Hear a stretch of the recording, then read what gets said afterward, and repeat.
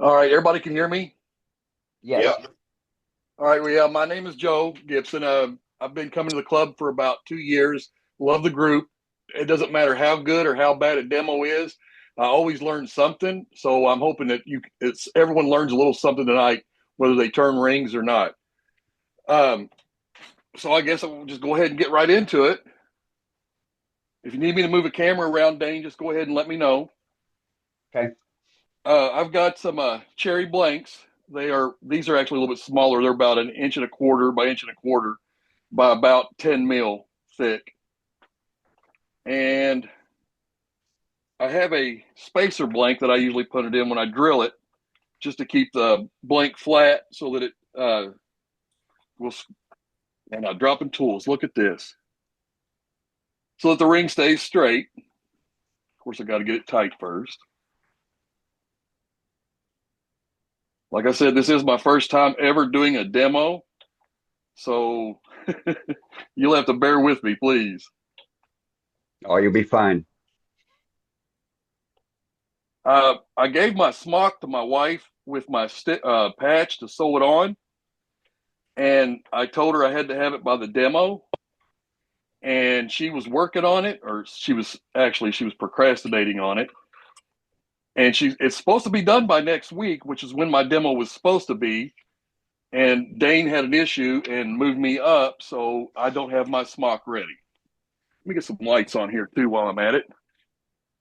Hey, Joe, can you explain your chuck real quick? This is actually just a pin jaw chuck, one of the first ones that I bought when I got my lathe originally. I don't really care for it much because you can see where it when you put the block in there, and it's not even in there really tight, it's just snugged up, but it kind of bows out. And you can actually turn Hmm. these heads, you can take the heads off and turn them around so you can get a larger or a smaller bite on a different thing. But it works good with for me making the rings. Usually I'll have a bowl on a chuck and I'll have it sitting off the side. So I use this one whenever I can for rings just because it's handy. It's about all Joe, I use it for. do you got a way to make sure that's square? The ring blank, Yeah. well, there's a trick to it. Yes, I've got a flat blank. It's flat on both sides, and I put it in there to where I push the blank up against it. It's set pretty decent. However, when I Thank you. turn Thank the you. when I turn the when I put the ring, I use inserts. Let me show them. I use stainless steel inserts in my rings. There you go. You can see them better. Um, Usually, if you make a ring out of wood, you want it so small, and when you get it so small to fit on your finger and to look good, not being bulky, it can break really easy. But if you put it on an insert like this, it actually it'll hold up to just about anything. I bought both of these from a place, ringsupplies.com. You see, this one here's got grooves in it. That's their newer design. The other one had just a flat spot, but I've never had any issue with these. But I'm sure these here will work better with the epoxy holding the ring together. So I started now. Anytime you order them, you get them automatically. And these are a comfort fit ring, so when you put it on, you don't actually feel no sharp edges or anything, and they work really nice. So anyway, like I was saying, when I put this insert in and then I put it on my mandrel, I'm actually holding the insert, so it doesn't matter if the wood's cocked one way or another. It will still turn true to the actual ring, and we'll show that in a few minutes. And I'm just using my Jacobs chuck, and basically I measure the inside hole of the ring, and then I go an eighth to a quarter inch smaller drill bit, and then that's when I'll bring in the boring head. But for right now, let's go ahead, and I'm doing two of these, so I'm going to go ahead and drill both of them individually, of course. And I think I actually have my lathe turned up, so let me switch my belt around. I thought I had things ready, but I don't for this. So let me slow my lathe down. There we go. Because I don't want to spend I don't want to drill at 2,000 RPM for sure.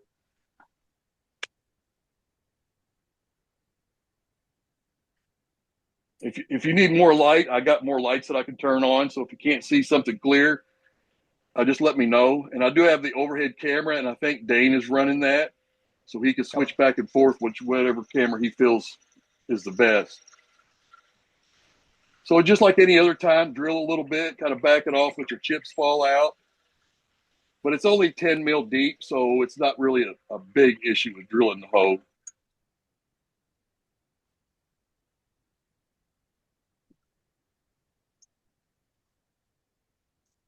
And I'm pretty sure that the blank itself that I'm turning is 10 mil, and the rings that I'm going to make are 8 mil. So that leaves me a little bit of play too. All right.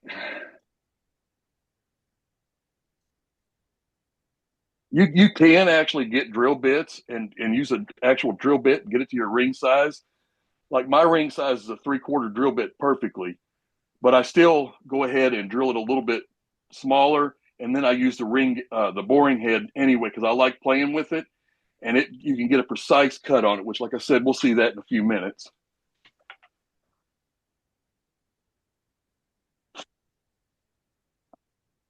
And I hate these. The only thing I don't like about this chuck is the daggone two handles you got to tighten it, Tommy loosen it bars. up with. Yeah, I hate them things. So we'll go ahead and drill my second one. Are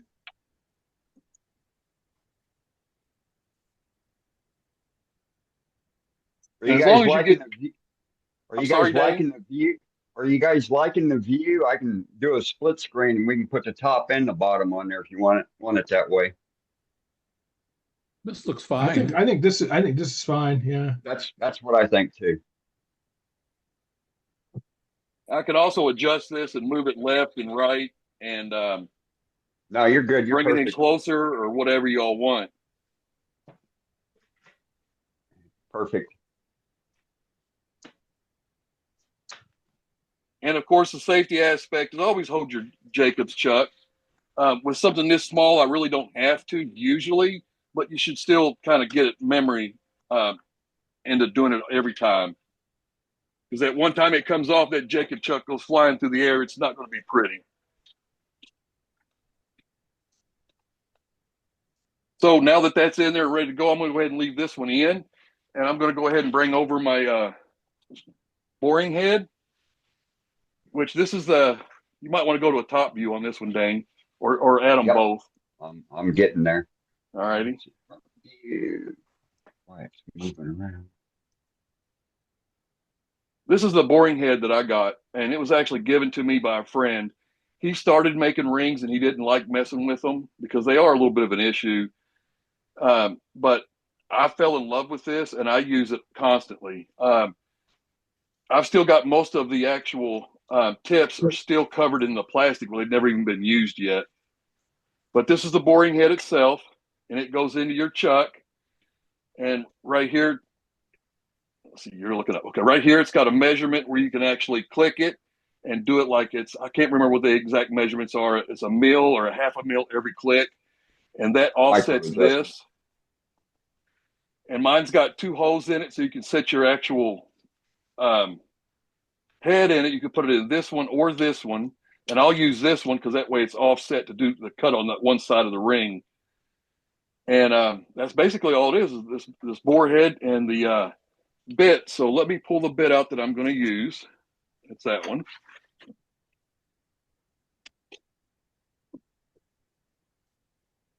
Bring this up into view. So the boring head, I've had discussions about this, and everyone tells me I'm doing it wrong, but it works best for me. For this right here, the dial, for me to adjust it, would of course work better if it was on the front. And then I could adjust it right here really easy. However, all my screws to change my bits out are on the other side. And I prefer to have because sometimes I'll adjust it or I'll move the screws, move the head around or make it a little bit longer. So I like having my screws up. So that puts my dial on the back side, which it ain't that big of an issue. You just got to reach over and do your adjustments with a Allen wrench. So I'll click it like one. I'll do like a quarter turn and then cut it again and just keep doing that. So I'll leave that bit out or that wrench out. That's how I insert mine and use my boring head too. Yeah, everybody tells me it's backwards and upside down, which I can see why they say that because it does seem better to have your measurements right to you. But it's just I like it better this way. So I'm going to go ahead and seat this in there. So hopefully it doesn't spin on us. And like I said, I'll put it on the side. And this is basically like using a carbide. So I'll slant it down just a hair, put it seated all the way in. And if you have a half-inch shank on drill bits, you can actually put your drill bits in here, and you can drill your rings with a half-inch shank. That's up to you also. And also, if you've noticed, there's got a hole here and here to where you can. I don't know what you would do with it. I don't know. I've never tried it. I'm sure you could, do something with a bit going this way and do some cuts and make some nice things in it. But I've never used it. I just use this for my rings. Actually, I do use it for a few other things, and I'll show you something real quick. Get this tight. All right, boring head's ready to go. We'll back it up a second. This is a can koozie, and I've showed this before at one of the times that we showed in the gallery. And I usually turn most of this wood out inside here, but then I end up taking it, putting it on here, and I use this boring head with one of the longer bits. That way I can get all the way down. What I like about it, it's a perfectly straight cut. If your lathe set up straight, it will perfectly cut all the way through and down. And if you look, this is an empty can, but it actually will. It's a nice, smooth, straight surface. That's what I like about it. And with the Piston fit, we rings, call that. I'm sorry? Piston fit, we call that. Yes, Dane's been saying that, but with a ring, you really need to get a good straight cut because if you get it to where it's angled in any way, you're going to have a gap under one side. It's not going to look good. So that's why I use this boring head. And I will start off. Bring it back a little bit. Actually, I could probably use the center head better than the side one. Let me go ahead and switch this over.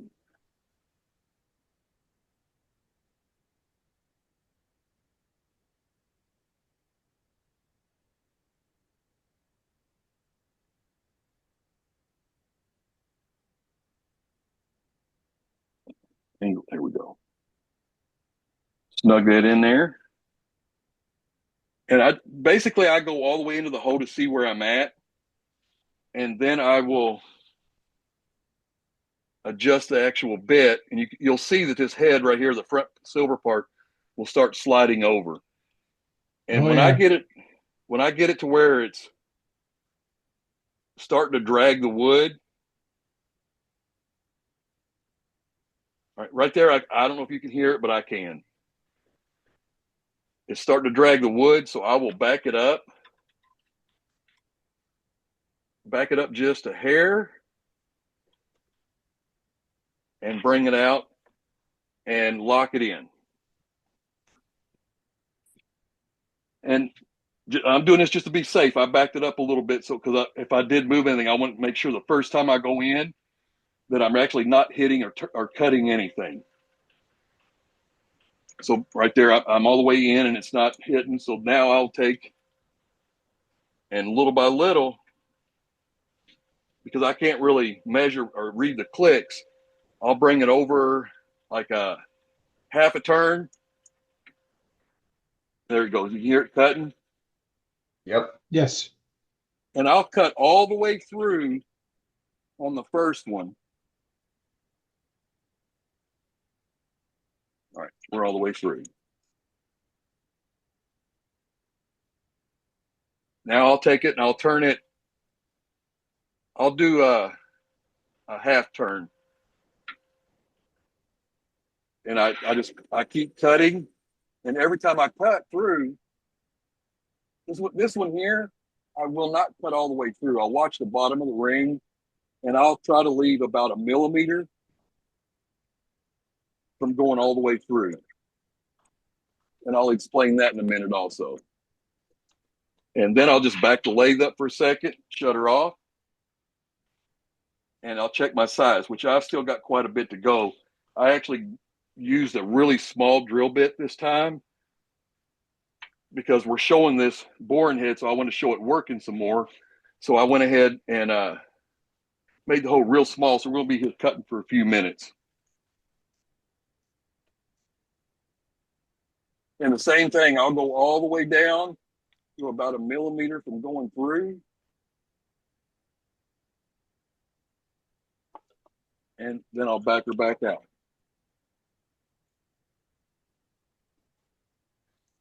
Go ahead and I'll do another half turn.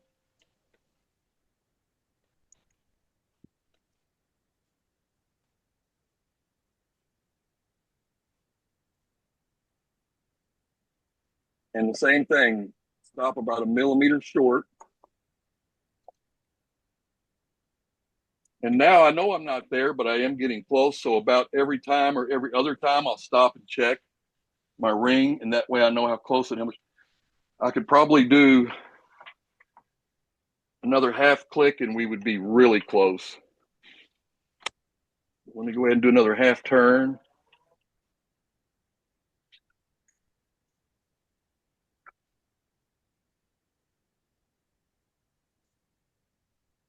When you do these, you also don't want to go, you don't want to make your hole tight, but you don't want to make it loose either. You want to have enough room for your epoxy or super glue if that's what you're using to go in there. Now I can actually fit that in there and it's a good snug fit, but I can't use that because it will actually, when I start shoving in, all the epoxy will just come off the ring and it'll all be on the outside. Now I can't get it out. There we go. So what I'm going to do now is I'm going to do like a quarter turn, and that actually should do it. Yeah. Hey, Joe, how fast are you turning? Well, I was trained. A lot of what I know and a lot of what I do, I learned from watching people online. JJ was a big one. And one of the first things that I got off JJ was never tell anybody how fast you're turning. You always turn to where you're comfortable. But for drilling, Good I'm about answer. 575 on drilling.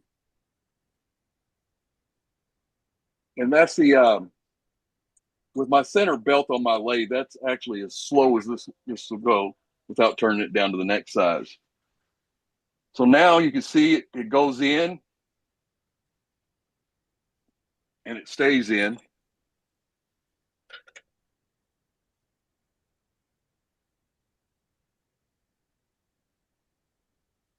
But see how it slides out pretty decent? That gives me just enough to where I can actually put some epoxy on that and get that in there and glue it and drop it on the floor. It's going everywhere. But you can see it slides right in there perfect. Now, the whole point of drilling it and leaving this lip on the bottom is so when I silicone, or excuse me, epoxy this ring thing, I can drop it in there and let it set and dry without any fear of it coming out the other side. I've had that happen. So I actually leave that lip on there just to hold that ring. And it's in probably a 16th, heavy on the outside, and of course it'll be the 1/8 right there on the bottom also. So I basically use this kind of 3-part or 2-part epoxy. I find this works great. I've had my son-in-law had a ring, and he works in a diesel mechanics a lot, and he brought his ring back, and 90% of the wood was gone off of his ring. But where he did have wood, I had to chisel it off. So that stuff actually holds really, really well. I've used super glue in the past, and super glue, I don't like it because the way it crystallizes, it can crack, and you can hit it just right and it'll pop loose. Just like JJ showed before, when he glues a bowl onto a wood whatever it's called. I can't even think of my words right now. He could just take a chisel and a hammer and just snap it, and the bowl will come right off. So that's turning the first one. And like I said, we're going to go ahead and do two, trying to make time go. My spacer blink in there.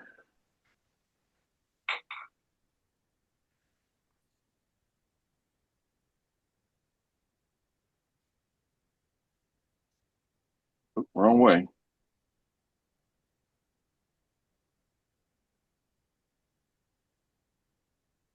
You don't really got to kill this and make it really tight because I got the corners actually are set in the chuck, so it won't spin on you. If it does, you got a bigger problem than that. Okay, now I could actually, if I was doing the same size ring, I could start cutting right here, but I always take it back to the center and start and come back out. For one, I mean, I just do it because I don't want anything to happen bad to the ring, like especially if this is a different size, which it is. This is a smaller one. No, this is a bigger one. But if it was a smaller one of the same size, it might actually be off a little bit. So I'll always take my cutter head, find that hoe, and bring it back to where I can get it through.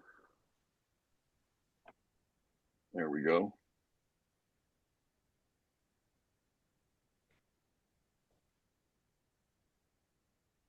Am I going the right way? Yeah. All right, right there, it's starting to drag.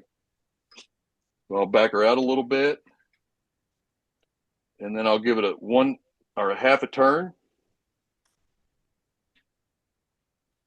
Make sure everything's out of the way.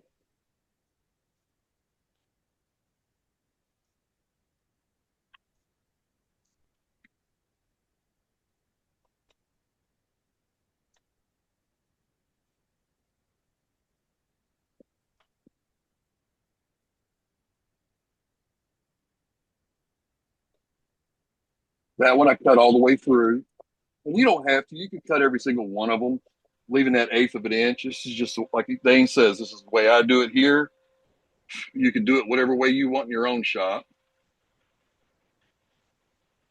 Do another half turn.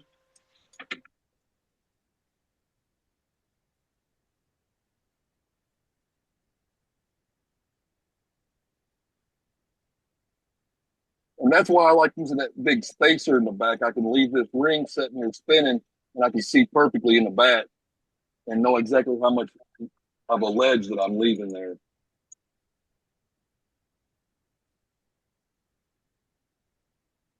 Also, when I turn rings, if I'm turning more than one a set, I'll always turn the smallest ring first. Because if I get too big on the smallest one, I'll go ahead and make the big one. It just makes sense to me. Do another half turn. See what I'm saying? That hole's kind of hard to find sometimes. It's better if it's on the front, but like I said, it just doesn't make much sense to me that way. Am I hitting the hole or what? There we go. Do a half turn.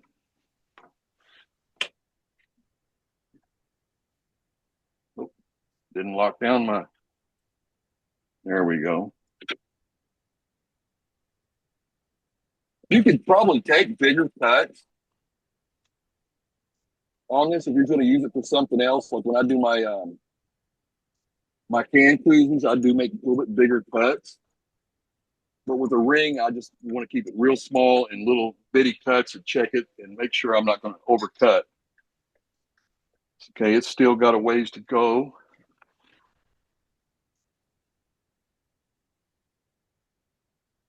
Thought I lost my wrench there for a minute and it was in my hand the whole time. Yeah. Oh, tighten this up.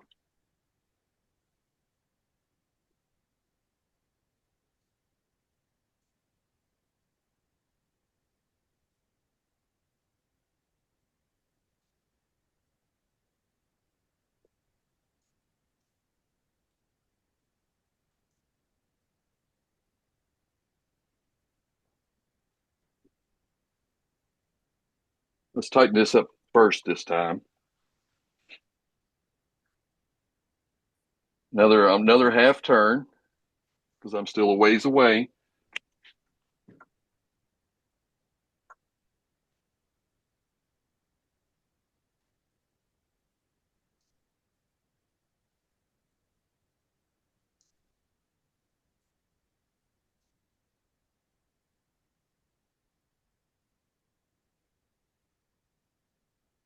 Like I said, though, I do love this boring head because you can get that perfect straight edge for that ring to sit in. I'm getting close.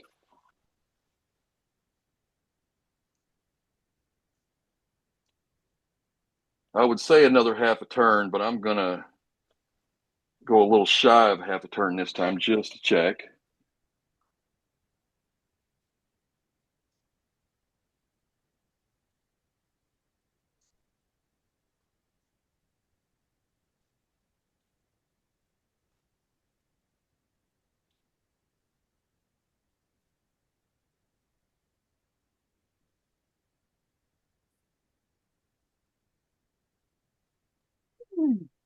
Now, that actually is a little bit too big. And I'm kind of glad I did that so I could show you what too big actually looks like.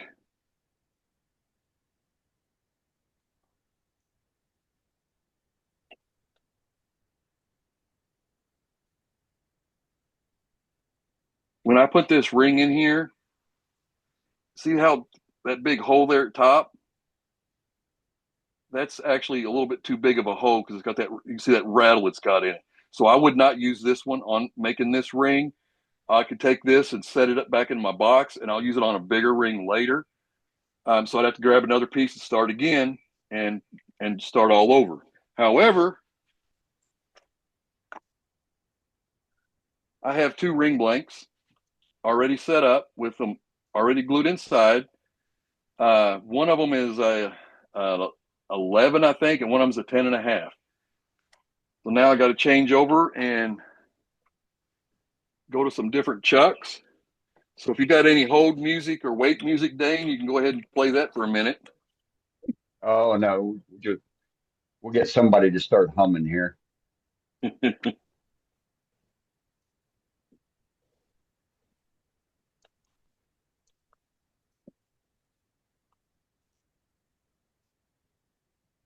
And I think I put, there it is. I thought I had everything laying out. And this is the ring mandrel, and I cannot remember who I bought it from. I'm sure you can buy it off Amazon.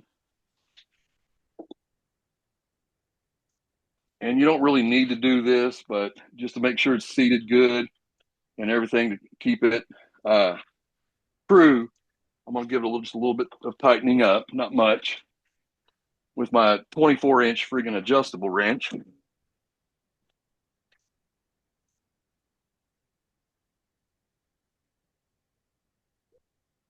And I have three sets of these, small, medium, and large.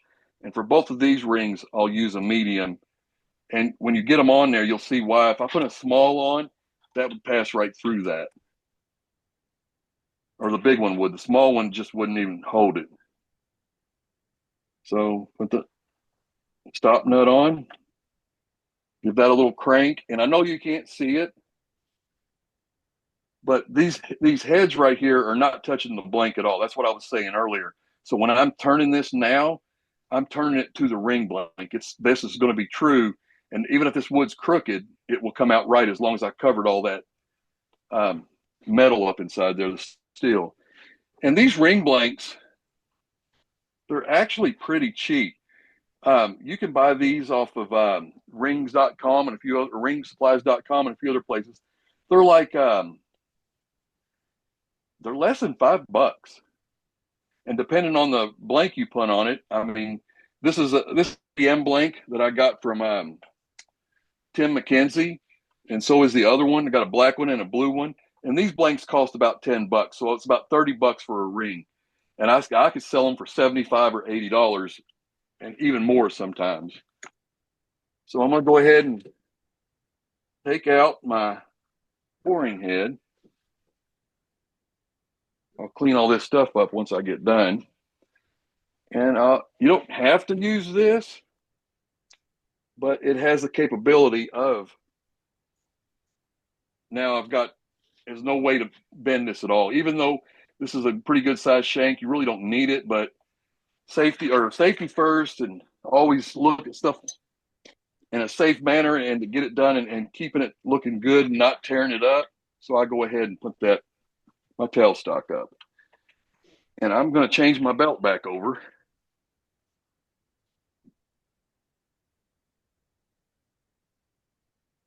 Hopefully I go the right way with it. Yeah. You'll figure that out real quick. Yeah.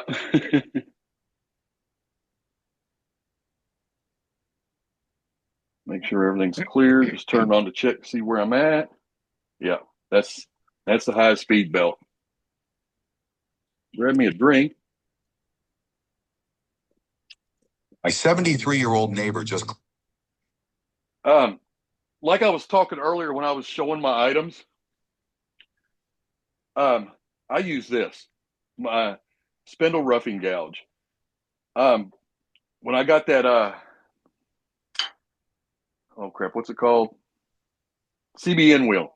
When I got my CBN wheel and started sharpening my tools, I was amazed at how sharp I was getting. I could actually cut my thumb on this, and I have by doing this one time. I kind of went the wrong way with it. So I love CBN wheels. If you don't have a CBN wheel, you should actually get one, because you don't know what sharp is until you've actually used it. And Dane says, wait, you get a 600 grit. And I'm like, oh my God, this scares me Right? how sharp it is. So the 600 I'd be really afraid of, but that is my Yeah, next it's purchase. crazy. It's crazy the evolution of sharpening. When you go from a stone wheel, you think you've got a sharp tool and everything is working perfectly, and then you go to a CBN, an 80 grit or a 180, and then you're like, oh my God, now I know what sharp is. And then when you go up, just to a one finer grit above, 350 or 600, then you find out what really sharp is. And I agree. When I bought my grinder, it came with two wheels on it. And I think it was I don't know, a 60 and an 80 grit wheel or something like that. And I sharpened my tools on it, and I could feel it. Yeah, I feel an edge. They're good and sharp. But when I brought it in here and I sharpened, because this is one of the easiest ones to actually sharpen, when I sharpened this with the CBN wheel, it's like 100 times better than using that old stone. So I threw my stone out. All right, ready to start turning on this.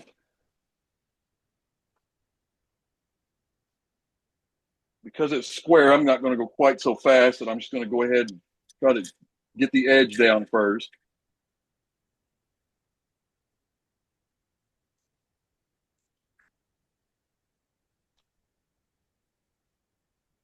I got it going faster than I usually go, but I want to make sure and not tear this up. So I probably ought to slow it down a little bit.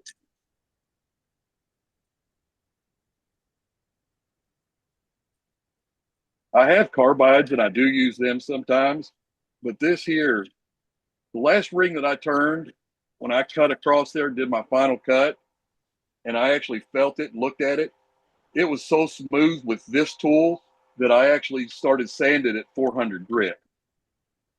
So I'm hitting a lot of air right now, and it'll be another eighth of an inch before I get to solid epoxy, you should say. And if you've ever looked at any of the blanks, it's the 3M blanks from Tim McKenzie. The 3M, it's metal inside it. He uses like aluminum powder or copper, and I can't think of the main one, but he uses a different color of the copper and stuff to change the look of the M3, wood. So when you get done with this, it's going to look like a Damascus cut on a knife. M3. Yes. I'm going to bring up just a hair. Yeah, I love the look of these rings. And I'm not sure which one of these rings I'm doing right now, but one of them is my actual ring, and the other one I've already got sold. So I'm hoping I don't mess them up. I'll mess mine up. That's fine. I'll buy me another blank, but I don't want to mess up the one I got to sell already. I'm gonna turn another light on just for a minute so I can see good here. See my No, you're shadow. fine. You're good. And I'm Is starting to everybody get, enjoying? Is everybody enjoying the top view, or you want to go back to the side view? Great, top view it is. and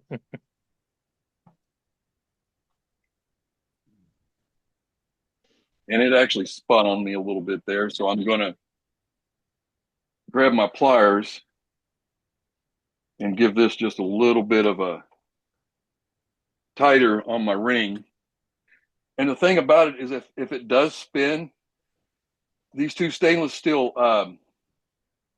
bits that's holding the ring blank will scratch the ring blank. And I've got ways to show you how I fix that, and we'll get to that here in just a few minutes. Lost my tool there for a minute.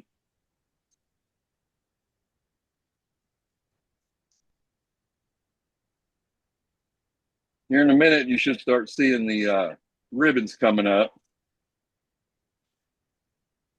I'm going to turn up some more speed.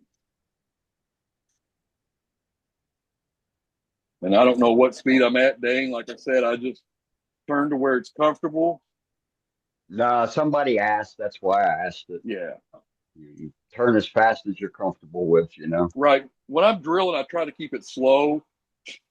And usually I run my lathe always on my center belt. And the slowest speed I got on my center belt is 560. So that's what I usually drill at. Unless I'm on the lower belt, then I'll turn it up and drill about 500. But turning, what makes me feel comfortable. I mean, nothing's going to fly off here at all, except for maybe if I get a chip out of it. But nothing's going to act like a bow is going to come flying at me. Starting to get some ribbons now. Not much, but you can see them. Yeah, got those corners knocked off. Starting to. I got another 16th or 8th of an inch before I actually get into the full roundness of it by looking at the shadow.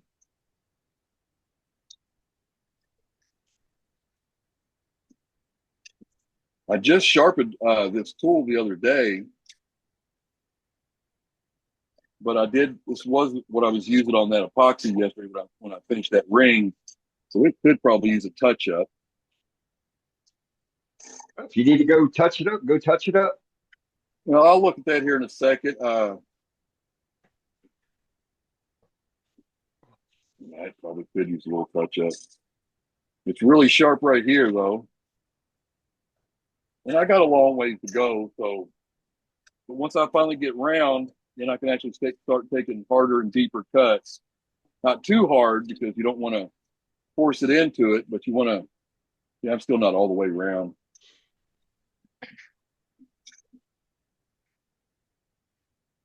You can use your carbide on this. It cuts just as good. But I was wanting to show everybody how smooth I can get it with this nice sharpening job that I do with my CBN wheel.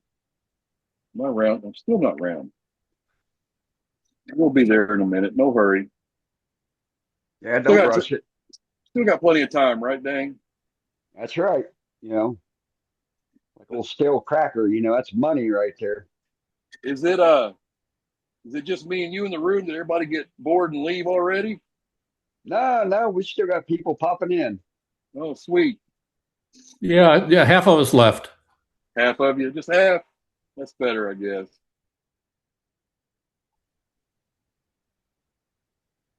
I am going to put another little edge on that. But I do have my carbides here. The only thing about those, turn it off so I don't hit anything. Raise my tool rest up just a hair.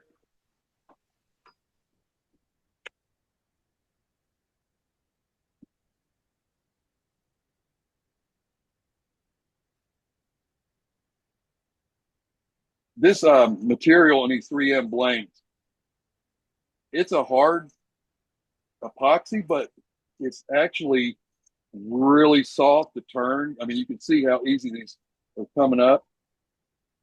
And let me get it flat. Still not quite there. There's some ribbons. Yeah. on that one side. There we go. And like I said, the metals they put in here, one of them is carbon. That's one I couldn't think of earlier. So it might be a good idea to throw a mask on if you have any kind of breathing issues. I've never had any problem with it, but that'd be up to the individual, of course. The copper ones that he's got are actually red, and they look great. Now, you're on the top view. Yep. Can you see? I know you can't see how smooth it actually is. I've got a little bit of a line in it that if I was going to sand this right now, I'd probably start with 240 just to get that little line out, but it would come out so easy. If I do a really, really good cut with my roughing gouge, I could actually go start at 400 if I get a really good cut. Let me throw this on my. Let me sharpen this real quick, Dane. Yep, go ahead. Yeah, so Joe's doing this on a cell phone and a tablet. So this is the tablet view, and then he's got his cell phone above the lathe. I was going to bring that up because everyone always says, I'd like to do a lathe or do a demo, but all I have is my cell phone. Well, I mean, that's all I'm using. The tablet is good also. So, yep. You got just as many people here as whenever you started. Yeah.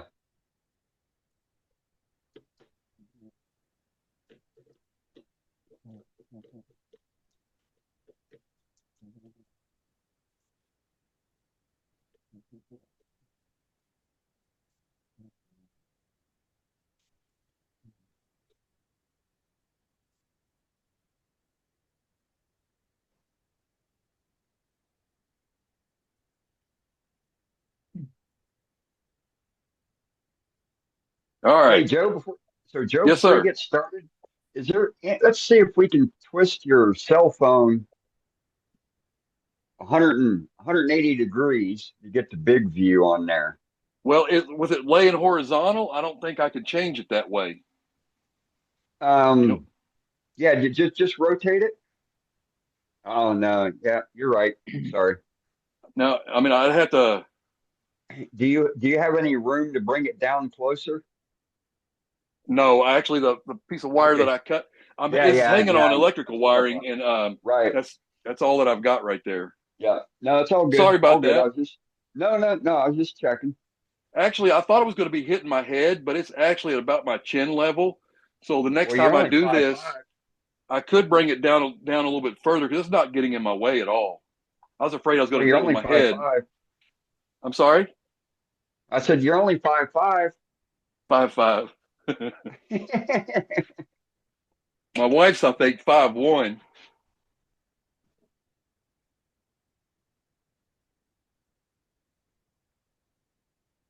All right, get it spinning good. Check out this new edge, and I did not cut that right. No, I did not. Let me hit it one more time. I was off. I didn't sharpen it with this tool last time, so I was just a hair off. I adjusted it, but I just didn't get it close enough.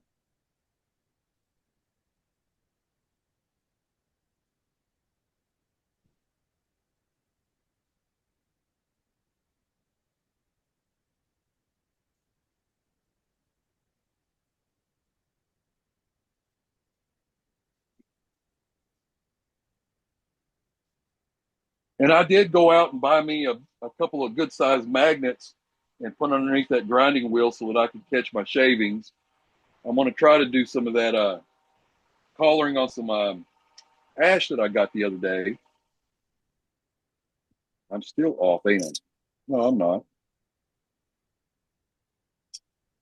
Yeah, I am. Hang on.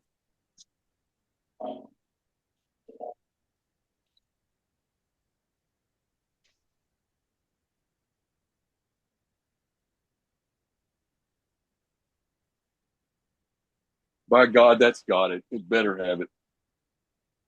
Usually I'll collar the back of my cut. Excuse me. I'll collar the back of my cut right here and then I'll center on the lathe as close as I can. Then I'll spin it with my finger and see where it rubs. When I finally get it in the center by moving the stand in and out, you know what I'm saying, get it set right, then I'll sharpen it. But I just kind of went over there and moved it where I got a mark, and my mark's off a little bit. That was the issue. So now we're getting it to cut. Not as clean as the carbide.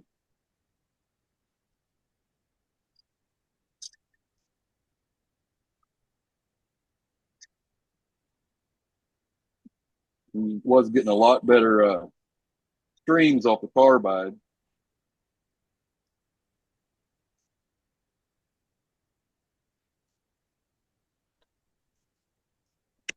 So right there with one good clean cut on this, I actually have no marks on the ring just by cutting it with this. So if I started sanding on this, I would start at 800.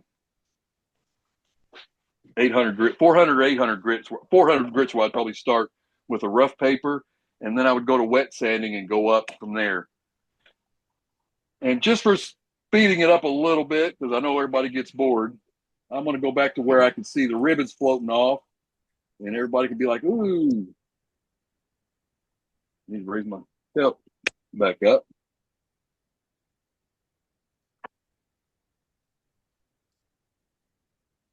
That thing is so big. Wow, that's a giant. This one here is, of course, my flat one that I use for inside of vessels. But by putting it here, it's smaller, so I can actually get closer up to the ring than I can with that big 6-inch sucker, you know? Tighten everything up. Right. Spinner.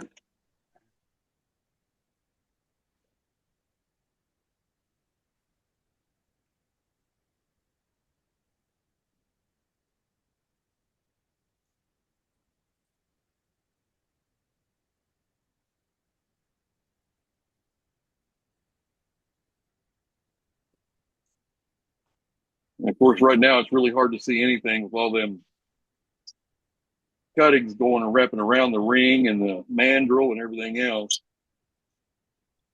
But I know I got a ways to go before I get the size that I need. But I also have this little brush right here, and I just kind of smack it a few times. It'll clean it right up. I'll lower this down just a hair. An old toothbrush works good for that too. It does. But for some reason, every time a toothbrush in my house gets ready to be old, the boy takes it and he does it with his artwork. He does things with toothbrushes, so I never get one. Ah.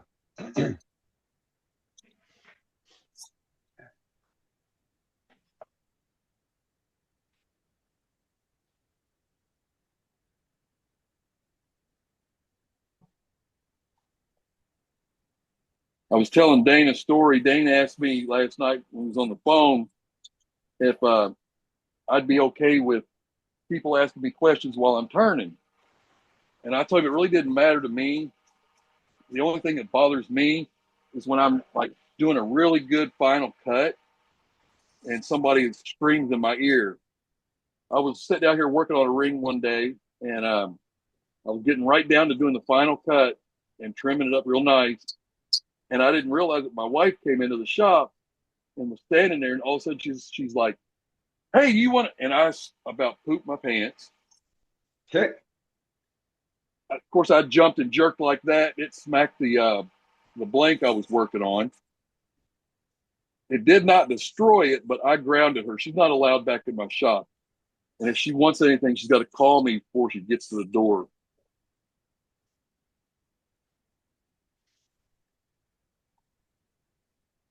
My wife has learned to stand there and look at me until I see her. Yeah. Yeah, mine's for the most part, that's what she does. Well, every time my wife comes in, when I know she's even in, first thing she does is start staring around and looking for things because she wants to know what bowls I'm making and what bowls she can have for the house. So I tell her when she comes in, she's not allowed to look at nothing.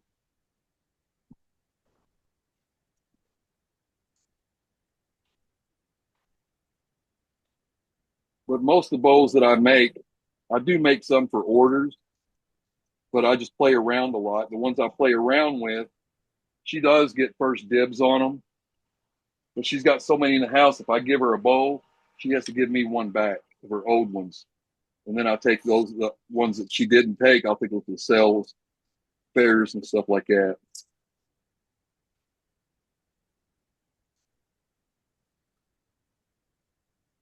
Starting to get some good cut. Still had a little bit of a slip there on there. Probably pressing too hard.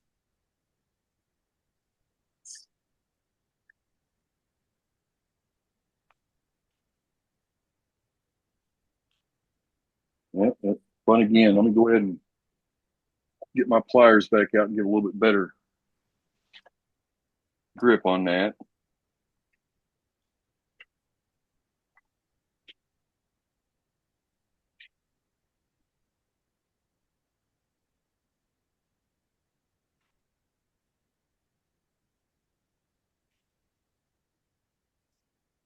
Good thing there ain't no static electricity going on there. Well, and actually tonight's the first night that I didn't come out here yesterday and do any work, but it was pretty warm yesterday. Today it hit almost 70 degrees here today, and I usually have a fire going behind me because I got a wood stove to heat out here. But whenever I am turning, I always try to make sure, even if it's cold out here and there's a lot of dust in the air, I won't open the stove up. I'll let the dust settle, everything like that. And this epoxy especially, because it's actually really flammable.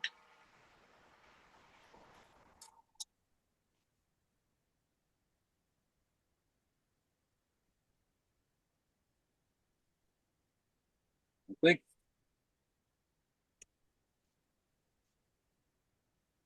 Hang on a second. I need to move this tip over. It's getting pretty dull there. Rotate it around.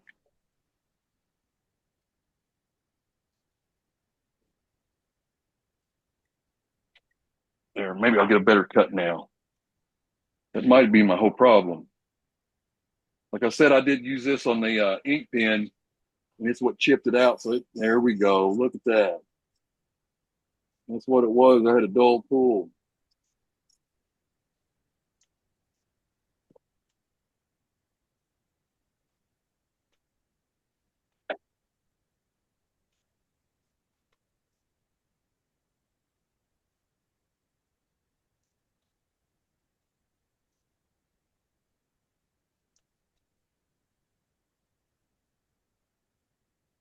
Cutting a lot better now. It's all wrapping up on me. Can't see anything. And I'm going to go all the way down just shy of the bushing. And then I'm going to check it. What I do when I check them, if I can, if they fit me, I'll put it on a finger. And I'll just see what the height is. If I like it, I'll kind of squeeze my fingers together to make sure it's not putting a lot of pressure on that ring. If you get it too big, it'll hurt when you wear it.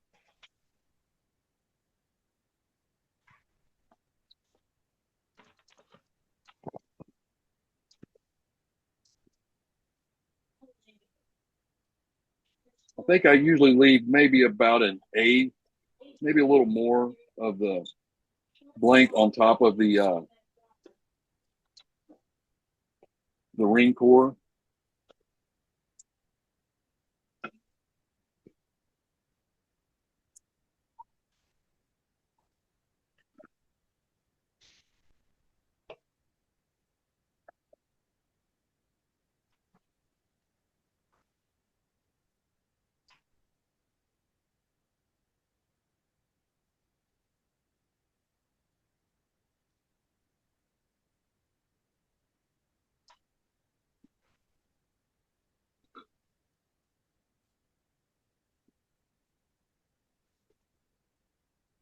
No questions or anything, Dane? No, I think we've been answering them as they come up in the chat. and you're just doing a fantastic job of explaining what you're doing. Well, I'm trying to. If I feel if I'm talking to somebody that it's calming me down. You know what I'm saying?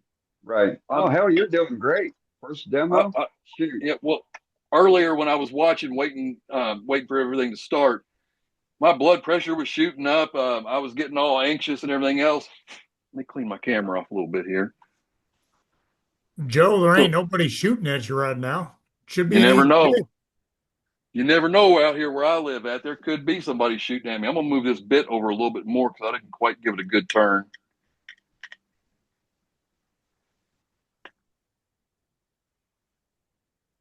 So Usually when you I know a lot of people are wondering right now why it is that you're able to loosen that screw up so easily after you've been using it, because most people get their screw stuck. I really can't answer that other than Well, you ain't got, it's just got to be hand tight. You ain't got to crank it down. right, yeah, you don't got to crank it down at all. I've actually um, I think it was on a square head. I was tightening it up and I gave it a good crank and it actually snapped a bit in like three Yeah, pieces. right. So Sure yeah, will. all you need is to just a hand tighten it, just like your fingers like that, and that's good to go. But you It's got to like putting an remember oil also filter on. when you got your dull edge right here and you go to turn it, I usually turn mine counterclockwise and I go about 45 degrees or whatever. And then when you tighten it back up, sometimes that screw will catch your bit and it turns your bit back. So you'll have a Right, little bit of your dull side. So you got to make sure you give it a little bit extra turn so that when you do tighten it up, if it turns it a little bit, you'll still have that good clean cut on both sides there. right.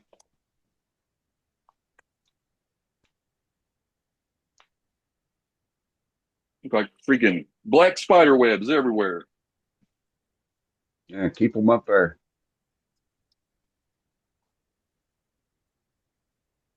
My grandson, when he was out of school, he would come over here and clean my shop for me every about once a week or so. And I'd pay him some money, but in the wintertime, it's all me.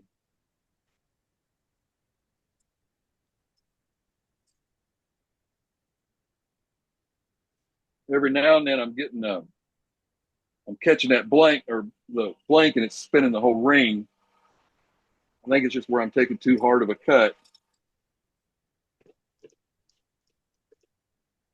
As I start getting closer, I'll kind of round the corners down because I want the corners, for it to be round. Right. You don't want it square cutting into your finger when you're wearing it. Right. Yeah, and these rings actually are really comfortable. And like I said, the blanks you could actually buy more better. Look at my English. You can buy more You better sound ring blanks. you sound like Billy. Yeah, you can get tungsten, you can get ceramic, you can get them in a multitude of colors even. I just like the simple stainless steel. Now, if anybody wants something, a different kind of metal, I'll buy it. But some of those tungsten ones, I think, are $80 to $100 just for the ring cord. I'm paying $5 for this ring cord. Ain't nothing wrong with wanting a mo better cut. I know that's one of your favorite sayings, Mo Better. I'm sitting there laughing at you, even though you can't see my face.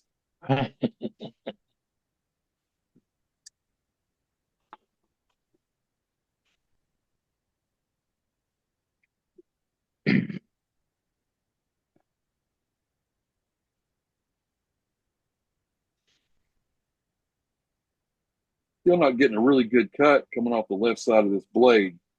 So I'm angling a little bit to see if I can get a cut that way. And it's not really cutting anything. There we go. You may need to spin your carbide. Yeah, like I said, when you tighten it up, sometimes it does spin back on you. But like I also said, this has got actual carbide dust. The other ones will have aluminum and dust in it. So it does play hell on your bits. It will actually dull them pretty quick. I've never changed to another bit, I don't think, when I was making a ring. but I've spun it a couple of times to get it back to sharp. So I may have to actually change the bit when I go to do the next ring. The way it's spinning, I don't know if y'all caught that, but I think possibly the ring blank itself maybe have came off the core, which if that's the case, that's the first time that's ever happened to me since I've been using epoxy. I've had it happen to me when I was using CA, but not epoxy. So I'm going to stop real quick. I'm going to open it up and check. Well, look at that. Need that on there, don't I? That came right off. And when you go to put this back on, don't be stupid and just reach over and try to hammer it back in. That Oh, really? point hurts. All right, I'm going to have to hit this nut with my pliers.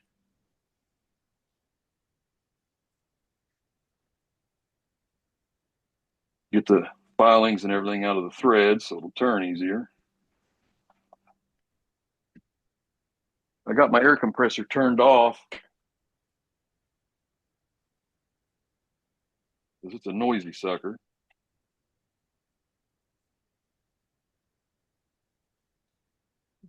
All I'm doing, I'm just kind of checking. So yeah, the ring blank actually is not off. It's actually still C8 in there, or excuse me, epoxied in there. So it's good to go. And you can see it's too big for that finger. Like I said, when I put it on, I do like a bigger ring myself, but I'll sit there and kind of, you know how you can, shakes your hand and it kind of hurts. I just want to get it to where it doesn't hurt as bad. And that's about, I don't know, that's way too big. I got to go a lot further. So let me go ahead, spin that around, take off a little more. Hey, Joe, question. So go for it. Have you thought about using Corian to turn the rings out of, and then you don't need those inserts?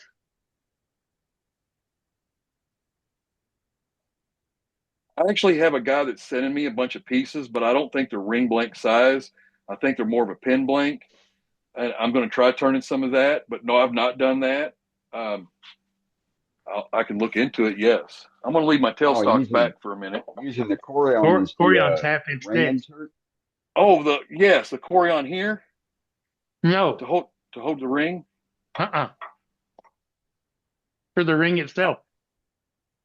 Yeah, I've not done any Corian on a ring yet. No, like I said, that friend of mine sending me some, but it's not the right. It's going to be pin blank size, so I will turn some of that and see what it's like, and I may end up turning some rings. But I don't make a lot of rings unless somebody orders them, because you can make 20 rings up, size 6, 6.5, 7, 7.5, 8, 8.5, 9, and have them all laid out, and somebody's going to want a 10. So I never really.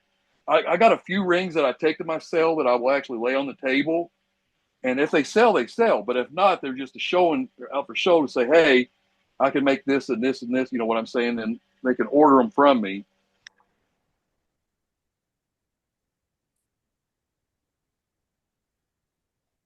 But yeah, I usually just make rings to order.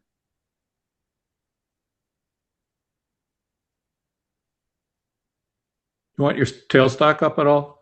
I didn't do it this time because, like I said earlier, you really don't need it. I mean, this shaft here is, I think, what, 3/8, so it's pretty good. It's not going to move hardly at all. You can bring it up for safety if you want to, but I don't really think I really need it. But I am going to have to, on the sides of the ring, like I said, the ring's in set there, so I got to clear the sides down a little bit, and I use my my diamond bit, and I'll just kind of take it in on the corners and trim that off and try to get it where I can see the metal.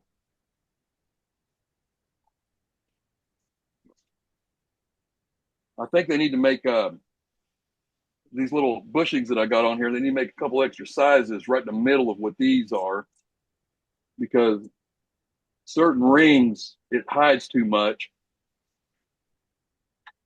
and you can't really see to get in there.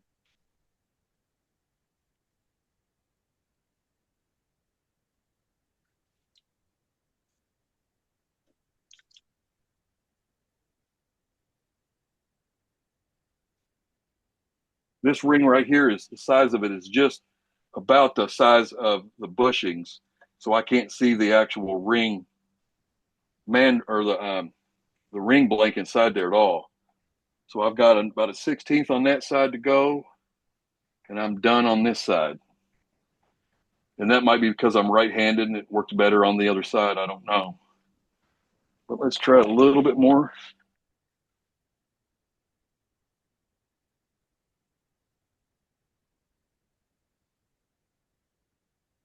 And when I do this, sometimes I will hit the ring insert and put a scratch in it. But that's not an issue because I can take some 400 grit paper and lay it on a good flat surface and lay that ring down with some pressure and just start cutting away and or sanding away back and forth on it and get the scratch out. And once the scratch is out, I will go up to like maybe 800 or something like that to start polishing it just to see how I might as well keep that up here. To polish it up, get the ring back shiny again. Yeah, see, that's what it is. It's just dulling these blades real quick. I don't know who I bought. I think this was a Walmart special on these bits I'm using. I need to find somebody that makes really, really good bits that last a little bit longer. On wood, I wouldn't have no problem at all. But like I said, this metal that's in there is actually eating the tips or the points, dulling the edge very quick.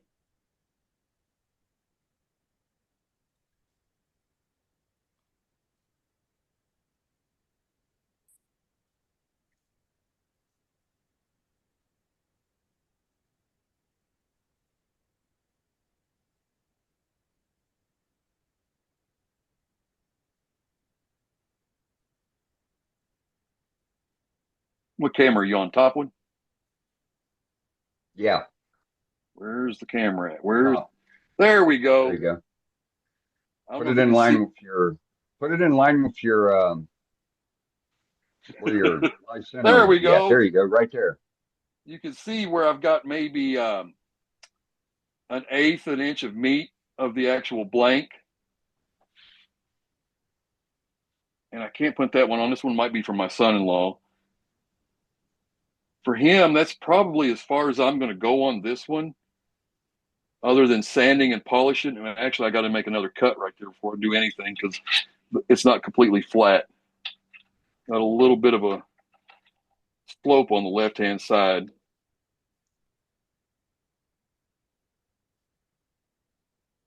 And I know what that is. My tool rest is turned a little bit, so it's not straight.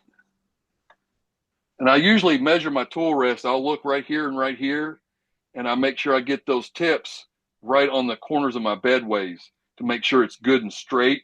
That way I get a good straight cut up across here. When I hold my hand like this and I run my tool across, I know I'm going straight. You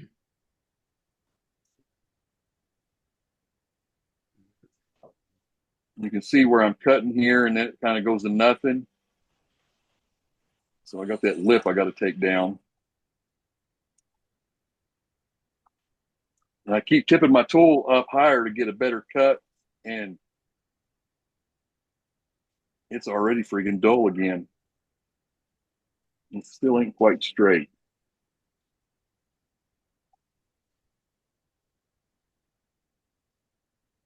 Around that corner a little bit on both sides. That looks straight. It's not a good cut, but it's bring up though. Look at that. Now that's straight cut. There you go.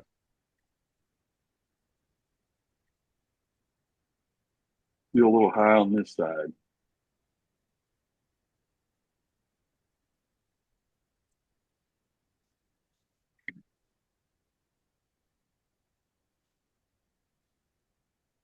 Nope, that caught it right there. I tipped it forward too much and caught the blade instead of cutting it. There, that's it.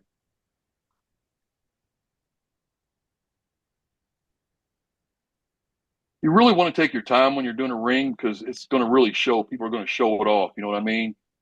So Right. I will spend a lot of time on it, especially when I get to. You can see like a little dark spot in there, and that's where I was cutting that lip off. I actually should cut that a little bit more. But can you see the actual Damascus look on that ring? Yeah. Yep. And I love it. Sure You can see can. that little ridge right there. I still got on that one side. But I love the way these rings look.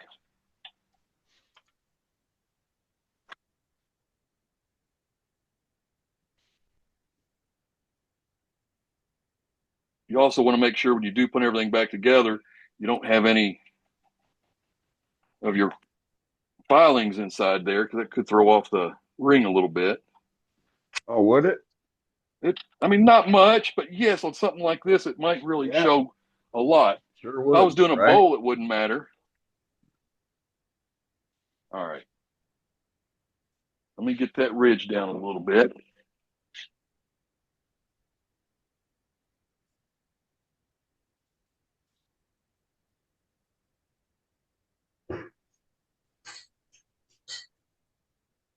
I've actually turned probably about 6 or 8 of these wood blanks using on ink pens, and they look great. They really look nice. I think I've showed them on here before. Might have sent one or two Yeah. to the newsletter. Yep. You have.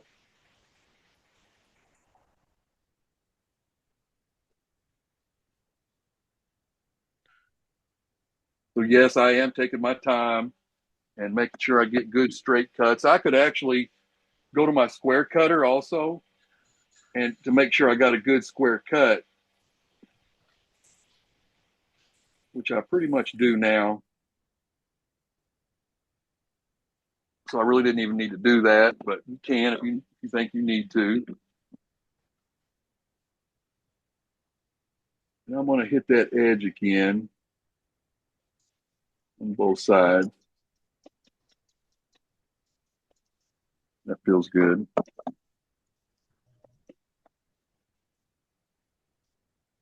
That looks good. I'll probably start 400 on this one, maybe 320. See that? I'll start with 400 when I start sanding just to see how it's going. Now you can see maybe where did my Yep. camera go? There you go. I've still got a little bit of a lip right here on this. But Right. for me to get my scratches out, if I touch the ring, and this one's even got less, but it's still got a little bit of a lip. I'll take, like I said, a board, and I'll put this flat on a board, and I'll start sanding the ring. And once I hit that metal, I'll stop, and then I'll go to like 800 or 2000 or something like that, and I'll polish that stainless steel up, and it'll look just brand new, perfect. And I don't Your see bed, any. I'm sorry. your bedways will work perfect for a flat surface. Yeah, yeah. I don't know why, but I've done it here on my bedways, but I always put a board down. I don't know why. Yeah, use Okay, a well piece of that's that one tile. done until the Use a sanding. piece of tile or a piece of plate glass. That way, it's Yeah, nominal and you know it's flat. and this one here I believe is my ring. So whatever we do now, we cannot mess this one up.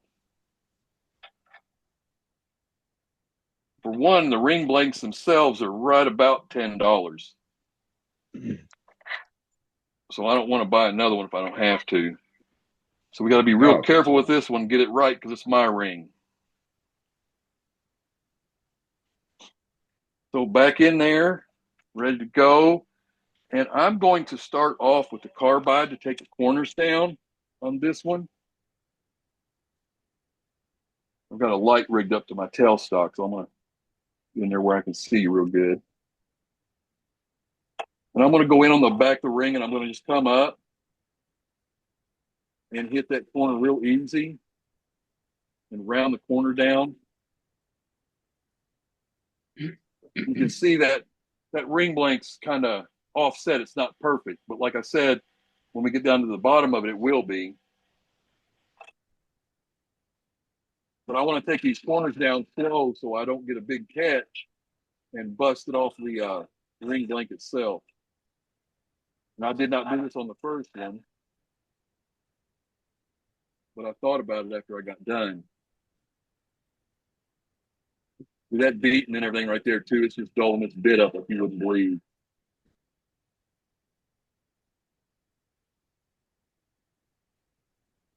Now, once I get it to where it's getting round, I'll go ahead and start cutting on the front a lot more. But I'm not taking much off at a time, like I say, because I do not want to mess this one up. It is mine.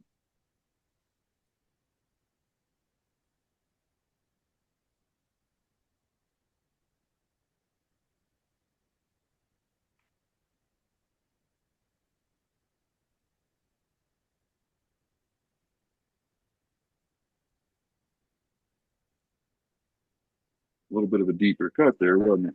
You hear that? Go the other side. Ooh. My tool wasn't setting flat on the thing. It was when I moved it over like this, and I didn't catch it. And when I went in, it caught and swung it around. That's what happened there. Always make sure, especially with this carbides with that flat surface, always make sure it's flat. You can raise it up, but still you want it to be flat on the tool rest. And I know everybody knows that. I know that, and I still do it every now and then.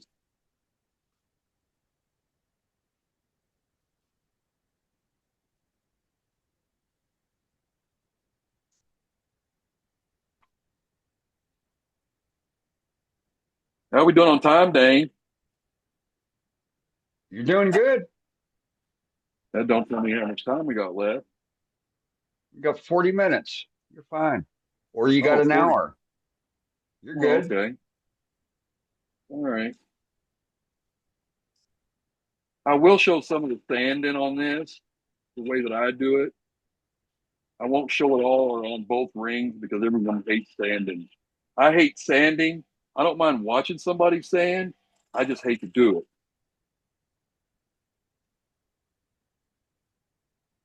Well, it So we'll depends probably go. upon who's sanding.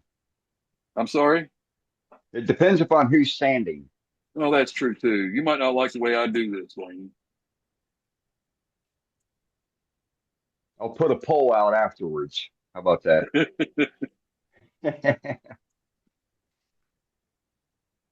It's cutting better, but that bit's already dull again.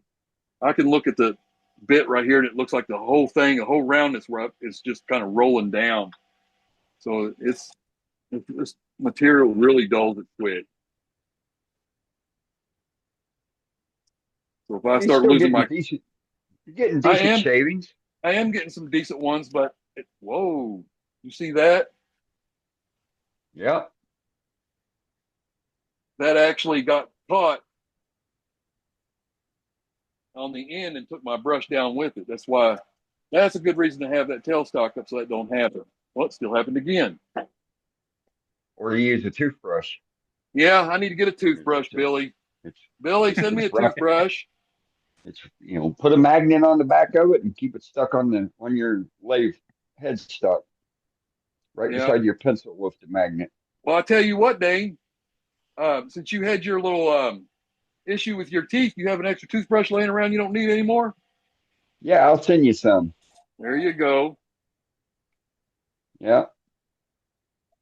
Not trying to be cute, but I really need a toothbrush. I get free ones every time I get my teeth cleaned. Yeah, I used to as well. I don't think I'm going to get that anymore. Well, I still have my teeth, so I get my Nah, nah, nah, nah. Be a little bit more careful with this brush here. I'll hit this side harder, but this side I'll just go a little bit easier with that brush because I don't want that to happen again. With my luck, it'll fly right around and hit me in the forehead or something. And if you notice, I'm wearing red. And the reason I did that was because in case I cut myself, it won't show as bad. I can wipe the blood and you won't see it. There you go. Right. Not to mention the fact you got a good logo on there. Oh, on my shirt, you see that? Uh-huh. Yeah. I'm the sorry. Queen of these nuts. My wife bought that for me. She's not getting political, but she's got one person that she likes in office, and Yeah. she buys all of the stuff that anybody puts out with something funny on it. She Right. buys it, and I got a whole closet full of the stuff.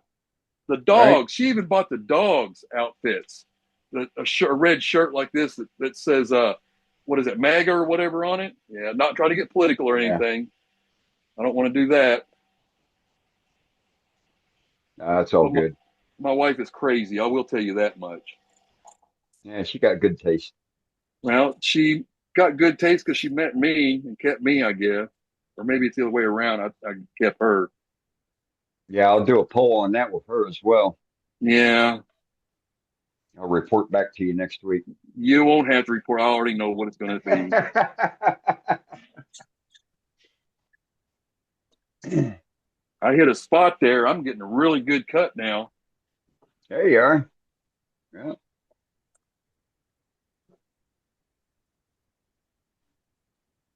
All right, I got something going on I need to stop and look at. Piece of the, No, it's pulling the brush hair off.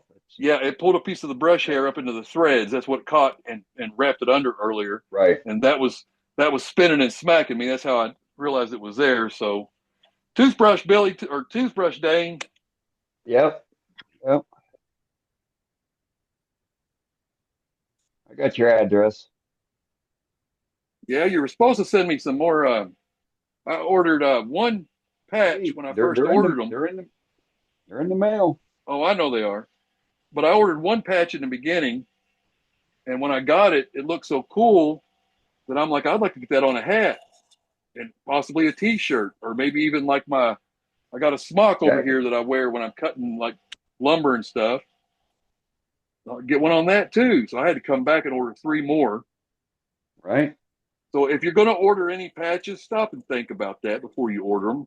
That way Dean can send you 1 envelope instead of 2. Get all you need the first Right. time.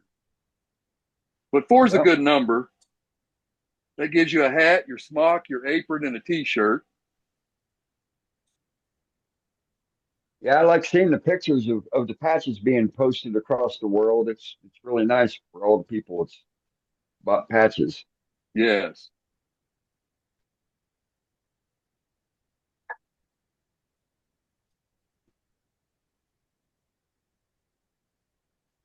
Am I boring anybody yet? Mm-mm. Well, Well, maybe nobody a is little bit. speaking up about it. Is Nobody is Carl speaking up awake? about it. Yeah, Carl's Yes. awake actually. Yep. See, he even talked. Sometimes the way Carl sits there in his chair, he looks like he's sleeping. And Sometimes he I is. would, I would, yeah, exactly. I would swear Hey he's asleep Joe. every time, and then all of a sudden I see him turn his head. Yeah, Hey Joe. Patrick got his in North Carolina, and they went out the same time as yours. I'll tell you what, my mail around here, it's crazy. Well, part of the issue they say is from that plane crash they had in Louisville when that UPS jet crashed. Uh-huh. And I'm like, how could that cause a problem if it's going through the U.S. mail? But I guess it's actually I messed know, up the right? airport quite a bit, you know. It's slowed it down some, so I'll get it probably tomorrow or the next day. Oh, that's a good excuse. They'll use it like COVID, for 7 years. Yeah. Yeah, they'll probably use it for quite a while. Milk it like a 5 kitty udder.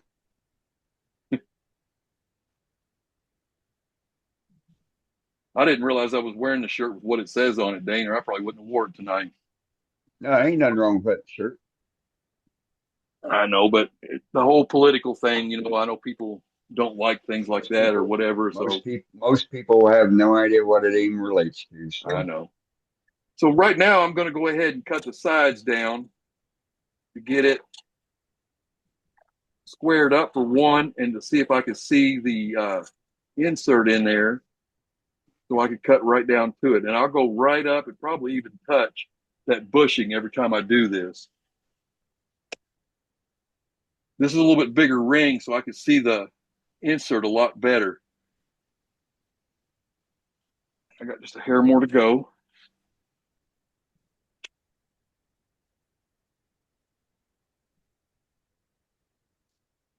And I could probably use my boring head to do this also. yeah. and I never thought about that until just this second. So maybe I should do another demo on that boring head later on and do this. Right. I also use that boring head when I make ink pens. When I get the brass glued in and to square the ends up, I've got a disc sander that I mount on the headstock, and then I put the let me turn this off and talk about it. When I bring the boring tool in, I take this out and I have a set of punches. So I'll put punches in there in either spot and put this in here, and then I'll bring it up to a certain point and I'll lock it all down, and then I'll take that ink pen or it'll slide on that That shaft, yeah. and right, it Yep. keeps it squared up and straight, and I'll take the blank and just kind of rub it real lightly against it, keep it turning as I'm giving a little bit of pressure, and I'll do that Right. 3 or 4 times, and it completely squares that ink pen off perfectly. Right. Yeah, that's a good idea. I never thought about that. Using transfer And punches in there. JJ did a wood turning class a while back. Actually, it was a pen class, and he was. I paid and I watched him because I liked watching JJ even just turning. But I did learn a lot when I was in there, and he was. Whenever he does lives, he never showed the part of sanding. He already had the pen blanks done laying there, and then he would turn them and put them together, and they were done. So we never seen how he got to that. But when he did that class, he actually used that thing, and I was like, my God, I got one of those up there. I've never even tried it for that. So that's what I started using it, and it works great. Right. Yeah. All right. Quit talking, and let me get this cut down, right? Yeah. Take your time. Don't screw it up. You got this far already. Well, like I said, I can't screw it up. This one's mine. And my wife's been Yeah, after me for not wearing my ring for a while. you've been keeping demoitis at bay, so Yeah, well, a little bit. But my ring, a ring that I made a while back with CA glue, it popped off, and when it popped off, it actually broke. It was wood, so it actually broke the wood. That's the reason why I was trying this 3M blank this time. And I had that ring ready to go 3 months ago. I think it was 3 months ago, and that's when Dane said, "Hey, you need to do a demo. Do a demo on rings." So it's been sitting here for 3 months waiting for this date to pop up, so my old lady quits griping at me. see, aren't you glad I moved you up a week? Well, it didn't matter if I did it this week or next week, other than not getting a patch sewed on my shirt. True. True. I guarantee you, next meeting, I'll have my patch We'll sewed on, and she get to will have look done at it that morning. But I'll go in the house later and give her hell. I'll tell her, I gave that to you weeks ago, and you never get put it on. What's wrong with you? And then I won't eat dinner for a couple of days, and I'll be sleeping outside. But That's what I was going to say. I knew you was, Billy. I heard you in the background starting to talk.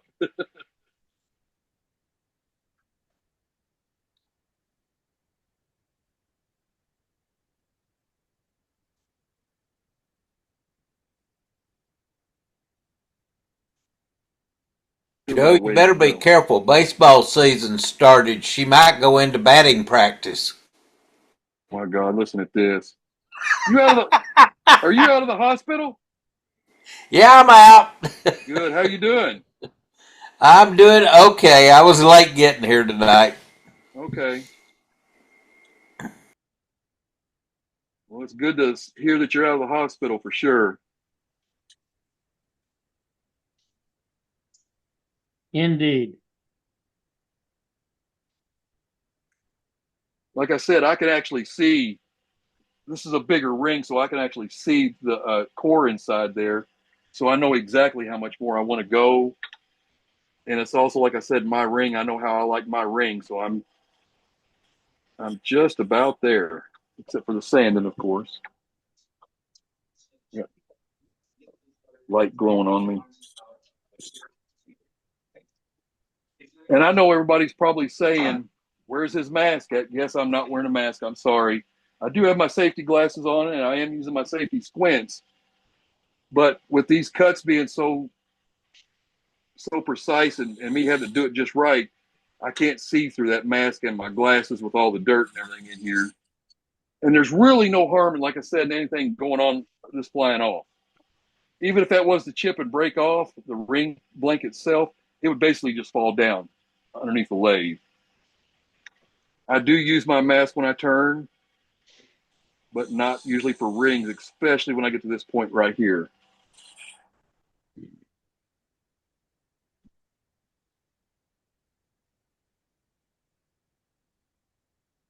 Safety is all on the individual. Do as I do as I say, not as I do. Well, I tell you what, Dane, them goggles that Scott showed last week, I'm actually thinking about getting me a pair of them Yep. because I think they would actually be much more comfortable for me instead of that big heavy Wearing your mask regular hitting everywhere. glasses. You know, Yep. I'm thinking about Right. trying it for sure. Yeah, I know. I am too.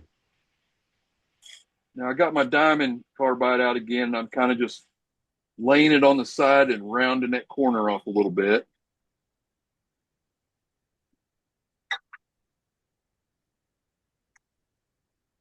I could do this with the square cutter, but I kind of like the diamond bit just a little bit better. I'll go a little bit more. And like I said, I'm making such small cuts here, and I don't want to go inside of that metal.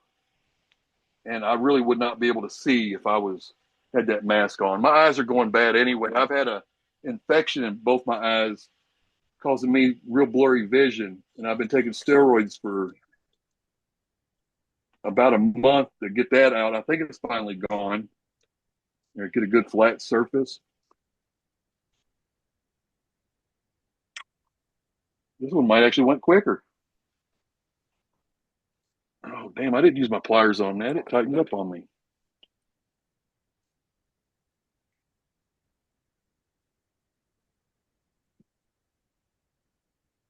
Get all that crap out of the threads.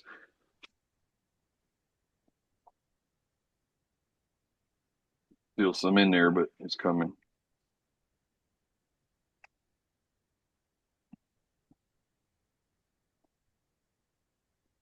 And this one here, let's find this camera again. Where's it at? Right there. Oh, I got you on the top view or Yeah, I'm side trying to view. move. Sorry. Well, you got both of Here, them. That's got the same. Okay, go ahead. let me take the side view off. Now do your top view and hold it up to the camera. You can see that. I don't know if you can see it or not. It's really, really light, but it's the same Damascus look, but it's a light blue color, and then a dark blue is like the Damascus. Now, when I actually take this and clean it up and put polish on it, it will actually show a lot better than it is right now. But like I said, I'll put that ring on, kind of push it against my knuckles, make sure it fits good for me. And I've got maybe an eighth there. I'm going to go ahead and take it down a little bit more because it hit my knuckle pretty bad when I bent my fingers. And if we got time, I'm just going to go ahead and do it. We're good, right? Yeah, you're good. Take your time. Dane fell asleep on us there. Now I'm back to working on club stuff again. Sorry. You're fine. Multitasking. You're fine. Billy or Scott will step up. I know that.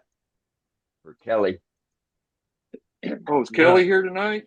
Yep. Yeah, Kelly's Billy will on. step in it for sure. I don't know about stepping up. All right. I'm cutting it down a little bit further just to get it, like I said, closer to that metal. And I'm less than a 16th now. I'm going to do one more. Here we go with that word. One more cut. And get a right angle. There we go. Round that edge a little bit when I'm coming around.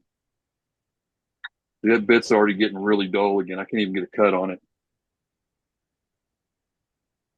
Let me see if I can rotate it a little more just to finish this last little bit.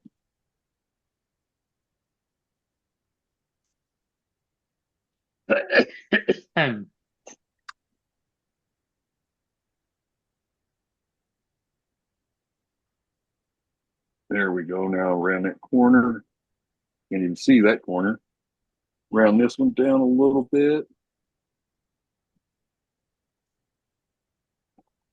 Now I know it's good, but I'm going to take it off and get another look at it. Put it on my finger, let you guys get a look at it.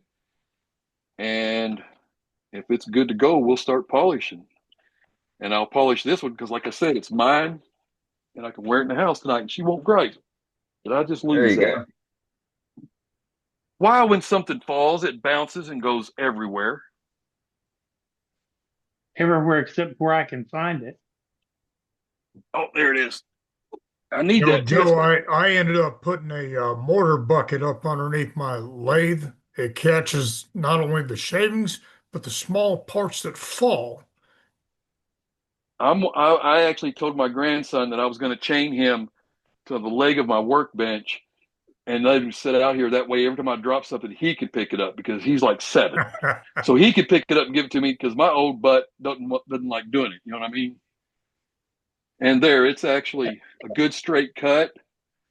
It's not really, I got to get it on a little further, but I don't want to put it on in case it gets stuck. But it's not really hitting my knuckles hard. If I squeeze my fingers together, Cool. it's, well, We'll there find we it in a go. minute. Keep going. There you go. Yeah, I'll get it in a second. There it is. You can see that I've probably got a little over a 16th or a little less right in there somewhere around it. And I've got a real small lip on this side and almost nothing on this side. So we'll go ahead and I'm going to sand the actual ring itself first. And this one here is really smooth. I'm going to try to start it on 400 grit. And I usually do 400 grit dry. But the cut on it right now, it's not the greatest, but it is smooth. And there's hardly no scratches in it at all. If I was to go to 60 or 80 grit, I'm just putting deep scratches in here. Yeah. And then I got to work all them scratches out from here. Going from 400, as long as I can get what remaining scratches are in there out, I'll just keep going. And it works fine. Slow my lathe down. What speed am I at? Oh, got to move my belt again. Hey, Joe, have you ever tried to use a deer antler for that? Yes, actually, the second or third set of rings that I ever made, I made out of deer antler, and that was my wedding rings. The rings that I actually wore when I got married. And deer antler is so porous. When you get that deer antler on that ring and you're wearing it, even the sweat of your body will get into that deer antler and it will cause it to expand and contract. And at that time I was using CA glue, and that expansion and compression of the deer antler swelling and everything, it basically broke all the way loose, all the CA I had on it, and fell off. So that's why I stopped using CA, and I will not use any deer antler unless I know who's going to pressure pot it for me and know that they're going to do it right. Because you got to actually cut that ring to get it into the pores and then let it soak into them pores and seal up. Otherwise, that ring will keep expanding and contracting on you, and it'll just tear up. What species antler were you turning? I did deer. I know which species. Whitetails. I'm sorry. Yes, whitetail. I'm sorry. Okay. Now, a friend of mine had a buffalo antler ring that somebody had made for him, and I'd like to try that. But anyway, That's actually a horn. That's different. horn. Right. With whitetail's not bad. The pith isn't terribly large, but if you get any of that pith out there in that ring, then yes, it's going to be very absorbent. Fallow antler from the fallow deer has a very large pith. The antler with the smallest pith is axis, and that's a nice dense antler material. Well, the reason I asked was I'm fooling around with some antler blanks for pins right now, and I was looking at the marrow in there. And I thought, well, that, once you got done boring, all that marrow would be gone. And all you would have was the hard part of the horn of the antler on the outside. So I thought that might work pretty good. It would work better. It depends on the species of deer that you're using to how much of that pith or marrow you're calling. Yeah. Yeah. If you get the marrow out of the inside, it's better. But I would still, personally myself, I wouldn't want to sell a ring to somebody that I think might pop off at some point. So what I would do is I would go ahead and get it pressure potted with some kind of juice. You know what I'm saying? Yeah. And then try it, and then I would wear it Vacuum myself. pot. Yeah, or Vacuum I would give pot. it. Yeah, vacuum. I would either wear it myself for like 6 months, or I give it to my son-in-law, who, like I said, works like a mechanic in diesel. He wears his rings and tears them up like you wouldn't believe. Oh, so I give it to him to try it out to see how good it worked, because he's always going from water, washing his hands, to diesel oil, and it just, that could really get in there and eat that glue up.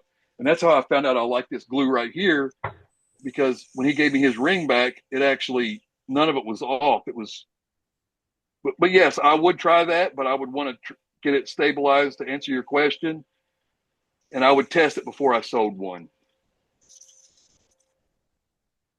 Well, I'm sorry, go ahead. Well, these pens that I'm making, I'm using epoxy to glue them onto the tube. Right. But then I'm using a lot of CA glue, and it does soak that CA glue up. It goes down into the pores. Well, see, the thing about the CA though, it's hard. Yeah. When CA dries, I'm not going to say concrete, but it is hard. And if you hit it just the right way or whatever, you can actually crack that loose. That's one reason why I don't like using CA. When you use epoxy, it kind of stays, it's hard, but it gives a little bit of give to it. You know what I'm saying? Yeah. So it's yes. And that's what I like. Now, when I was talking to, oh my God, Dane, what's his name? I don't know. The guy that sells the epoxy, the older Mark guy. Soleil. Mark Soleil, thank you. When I was talking to Mark Soleil on the phone, which was the longest 3 hours of my life that I loved every minute of it, when I was talking to him, he told me that they actually make a CA glue, or that he makes. It's the medical grade glue, but the molecules in it are different. It's actually, when it hardens up, it stays pliable like CA, like the epoxy does. Yeah. So he actually tried to sell some to me. And at that time, I didn't get it because I wasn't doing a lot of rings. But I want to try it. And I just haven't actually done that many rings back to back where I was like, hey, I'm going to go ahead and try this and give Mark Soleil a call and end up on the phone again for, what seems like an eternity. But I tell you what, he's the greatest guy I've ever talked to on the phone. Mm-hmm. All right. That's 400 grit. And I do not have any scratches in that whatsoever that I can see. Yeah, if I could take all that knowledge Mark Soleil has in a 3-hour conversation and dump it in my head and brain box housing, I would pay the price gladly every day. I would love to go down to his house and spend a week, because I guarantee you that would probably be the most the best learning experience I could ever go through. You know what I mean? Come away with your PhD in wood turning. Oh yeah. And I've been turning for a while. I'm not going to say like 10 years, but I've been turning for, I know, probably right at 5 years. And I do not know at all. I know very little. I told Dane, I don't want to do a demo. I'm just a hack. He goes, well, we're all hacks. We just try to make it look good. And I was like, yeah, you got a point there. True. So that's kind of how he got me to do a demo. Hey, if I can demo, anybody can. If I can demo, anybody can demo. Hey, if I can demo, anybody can. I suck. Okay, well then let me bring this up. You're doing a good job, Joe. Thank you very much. How many people are in the room right now, Dane? Do you know? Yeah, we got 45 45. right now. 45. 45. Man, I scared a lot of people off, didn't I? Anyway, Well, it's if just we got, past their bedtime. That's all. yeah, Yeah, if we at got, least 20 people said I got to go. I'm too tired. okay, well, I'm sorry about that, but No, it's all they right. could, It's the same 20 people that disappear at the same time. So it's well, all they right. could watch it on reruns, I'm sure. Yeah. But Yeah. what I'm getting at is if we got 40 people in here, I can guarantee you six of them, six of the people that are on here do demos and do them quite often, you know, 3 or 4, 6 a year maybe. And I was kind of wondering, and I'm not trying to get on anybody at all, but the people that have never done a demo, is there any reasons why you don't do a demo? It's easy. You do the same turning at your house. You're just actually got a camera on you. I thought you said you weren't going to get political tonight, man. Is that political? I'm Yeah. sorry. Well, I'm I sorry. can tell you, Joe, I can tell you the reasons people have given me why they don't want to do demos. And it's not necessarily just from this group. Okay. Primary one is I can't stand being in front of people and talking. I can't do that. I just, I thought about that. I can't either. I cannot get up in front and give a speech. 5 or more people, I cannot do it. But right now I can because there's nobody in front of me. I'm not Right. even looking at my camera. I can't see nobody. And the thing you So do I is hear you. everybody knows everybody here. I mean, I'll it's tell you what, the it's only like thing having that a would casual talk. the only thing that would embarrass me and that I've been thinking about, the only thing that would embarrass me is if I got hurt somehow doing something stupid and you guys, I'm not saying you would laugh at me on purpose, especially if I was hurt, but that'd be a good joke. It'd be calling me Band-Aid Joe or something, you know? Yeah, Yeah, but the that would following increase week the we would laugh viewership at by you. like 100%. Now we Right. just use you for a safety moment and go, this is why you don't do stupid stuff. Our There you membership would go. skyrocket. Right. I mean, so that's the only thing I'm really worried about is if I do something and call, but things happen, you know? I'm just Right. sitting here basically Yeah. And you talking know to what? And you Dane. know what? We got a marketing director that's looking to he's looking to put together a bloopers reel. Oh my What the goodness. thing of it is, there's none of the demonstrators that have done any bloopers, so we can't even do a bloopers reel. Well, you might want Dane, to go back and look at this video. Dane, I can name 5 things right off the top of my head that I've done stupid bloopers during demos live Without calling, I hear you, Matt, me too, I'm just saying. Yeah. I'm I just threw a saying. tool. Yeah, Now, you the did. And you serious couldn't answer find to it. your question about you not doing demos, you'd be like, mine would be, I don't ever exactly ahead of time if I'm going to be home on a Wednesday or, if I'm going to be able to make it.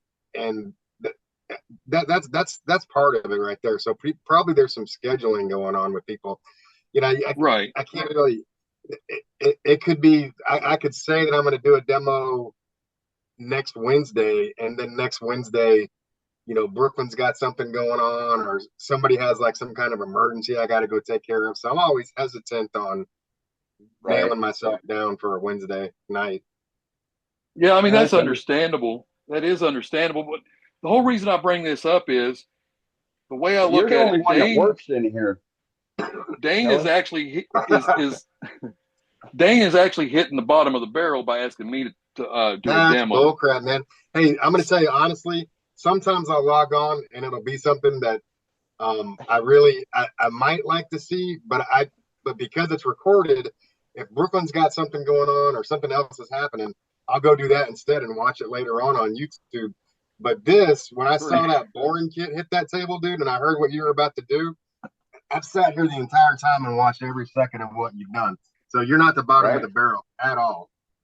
Well, I feel I'm the bottom of the barrel, and what I was meaning by that is, if Dane is picking me, then he's having trouble. And me and Dane have talked. He's not really having trouble getting people, but every now and then there's a date that he needs to fill, and he doesn't want to get a lot of people to do back to back. So that's why I was trying to say if somebody else, anybody else, I mean, 4 or 5 people volunteer, well then that people that do it all the time can spread that out a little bit, and get a Right. little more variety in there. It doesn't matter what you make. If you make a mushroom that looks like a, never mind, or an ink pen Right. or Yeah, whatever, yeah, just make yeah, yeah, it something. does. Yeah, yeah, it does. I was You see the, turning a Billy. small, I was turning a small mushroom box for the neighbor's girl for her birthday. She was 12. I was turning a small mushroom box Looks and I good, got it Joe. done and I looked at it. Yeah, that looks great, Joe. I looked at that mushroom box and I said, I took it in to my wife and I said, I can't give this to her. And she laughed and she said, no, you cannot. So I went out and turned another box. Right. Well, at least you recognize that, you know. Some Yeah. folks don't. Hey, but Joe, a couple of years ago, I did buy a couple of cameras to do demos, and I seriously, I'll do some demos at some point. I know you will. I know I you hate will, to say Joe. I'll do a demo on X day, and then Yeah. something comes up and I can't do it. Yeah. yeah, I'm Then not I trying got to to get do it. on to anybody by any aspect. I was just, I just kind of, hey, it's out there, guys. If you want to try it, Right. it's not that I'm bad. And I'll, scheduling. I'm scheduling into April. You know, so I welcome anybody new, you know, to jump on board to do a demo because it's just like falling off a log and you're sitting here with family. that's kind of the way I'm looking at it. But I don't like most of my family, Dane. I don't like any Well, of my All right. family. well, I don't I like any like of I my like the family, you know, but I love I this yeah, family. I love this family. I like the Yes, way Eddie yes, puts it. It's just a bunch of woodturners sitting on a tailgate talking about stuff. So Right. yes. that's the way it feels to me. So You guys can't Yep. see except for the top view now, can you? no, we see No, both of them are on. I got both of them Well, on here. Let me take the yeah. top view Go to the off. top. Go to the top view, Dane. Top view. Yes. Oh, got it. Did you lose me I got it, already? Dane. Hang on, but you got it. I Okay. got it. Okay. So now what I'm doing is I'm going to clean up this side here a little bit. And so I basically I tried to find my board and I couldn't, so I'm just Oh, using the okay. bedways of my lathe, There you and go. I'm bringing that epoxy or the blank flush with the stainless steel, and Would also it work polishing the stainless steel. And I'm starting with 400 first because I did have now? a little bit of a lip. Now would it work better if you did? Yeah, okay. You are doing it wet. Okay. Yeah. Okay. Yes. Yes. This is actually 400, and I start with the wet because if I start hitting that metal, I don't want to put bigger scratches in that metal because 400 will Right. put a scratch in that stainless. Sure So I will. start with the 400 to get that lip down, which I could feel it, make sure I get it down real good. And you got to kind of watch because if you push too much pressure on one side when you're holding it, I mean, this is all common sense, you know what I mean? If you push too hard on one side, it's going to get flatter quicker on that side. So I kind of spin the ring in my fingers as I'm doing this. That way it doesn't get lopsided on me. And I'll dip the ring in the water and bring the water up to the sandpaper. And then I'll turn it over a little bit, do the other side. I've got plenty of water on there, Weird. but I'll still add a little every now and then. I need to clean it off, actually. Now let me get some water on there. And like I said, the 400 is just to take it down, and that's actually, I could actually see the scratches in this stainless here where I'm hitting it. And this side needs to come down a little bit more, probably where I wasn't spinning it at first. And you can kind of tell if you really sit there paying attention and it's real quiet in your shop. You can tell when the sound change going from the epoxy to actually hitting the metal. There we go. I'm good. So I'm going to take off the 400 and I'm going to go to 1200. Yes, that is a little bit of a jump, but that's what I'm starting to do now is polish. I don't need to do any more sanding. So I'll start with the 1200 and I'll just, this only even take this. I'm probably already done. I probably could already turn it over, be on the other side, which I'm going to do because that's all it really takes. Unless the scratches were bad, and I did not see any bad ones. And that actually looks really good. So I'm going to go ahead and I'm going to jump to my next one, which is 2000. And I believe that when you sand stuff with 1,000, 2,000, 4,000, you're not doing anything but making yourself feel good about it. But with epoxy, you're actually putting a little bit of a polish on it. So I will go 2,000, 3,000, or 5,000 and stop somewhere in there in between when I see it looks good. But it's all up to the individual.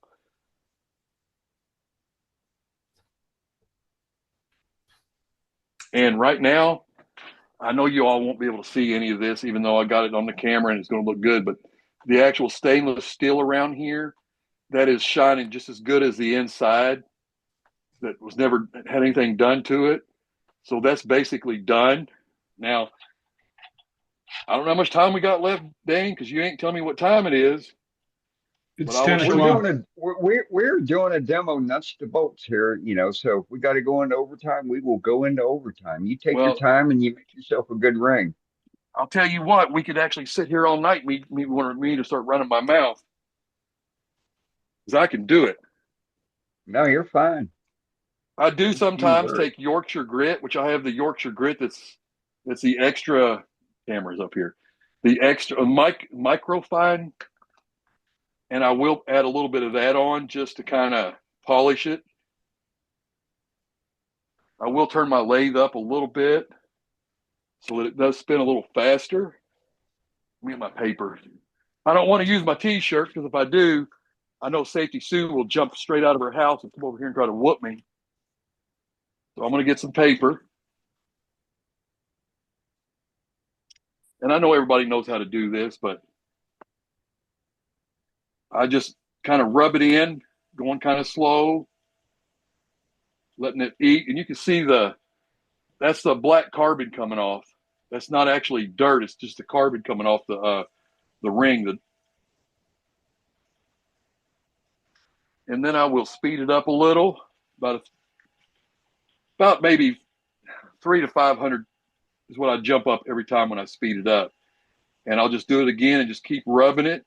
And that sand or whatever they have in that Yorkshire grit is basically breaking down and polishing the ring.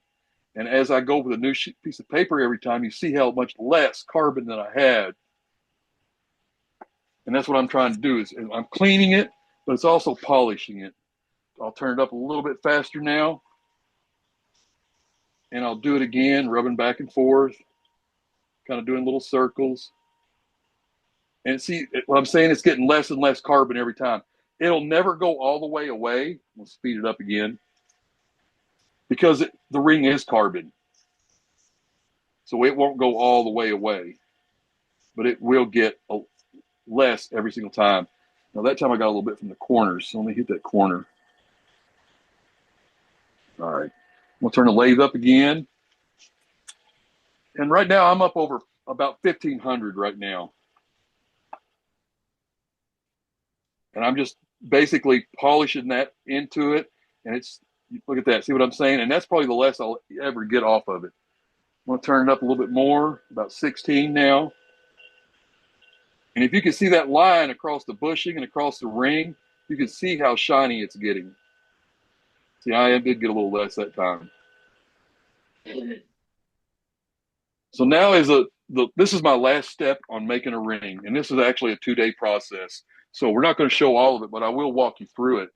I take car wax. This is super hard shell finish and soft paste. It's turtle wax. Mm-hmm. So what I do with this, just dab a little bit on, and I get a good coat on it. And this is the same thing that I'm going to do that I did with the Yorkshire grit. I'll get it on there, and then I'll turn the lathe on about, let's say about 800. I'm going to get a new piece, or tear that, get rid of that. See, it's a clean piece, and I'll get it on there. And this wax actually cleans and polishes. So I'll polish it up one time like that, not really getting a lot off there. I'll turn it up a little higher. You get a clean surface. That's clean. Hey, and Joe, I'll rub it on there. You ever tried McGuire's? No, I have not tried anything except for what I've got. Yeah, Camp Meddy was doing one of his demos way back in the making shaving videos and stuff. He talked about using McGuire's when using a plastic Thanks, or resin Wax. type product, it worked real well. Yeah, I I've use used that in the McGuire's. past. I I use Nova. Like Dane, resin. I use Yeah. Nova's fine scratch well, remover. I'll tell you what. If you guys want to, my information should be in the group's phone messages. My phone number and email and everything's in there. If you want to call Contact. me and give me some suggestions, the contact list. If you want to call me and give me them suggestions, because I really don't have anything to write with right now. Even though I make pens, I don't ever make none for myself. But give me the information. I'll look into a few of them and buy some and try it. Yeah.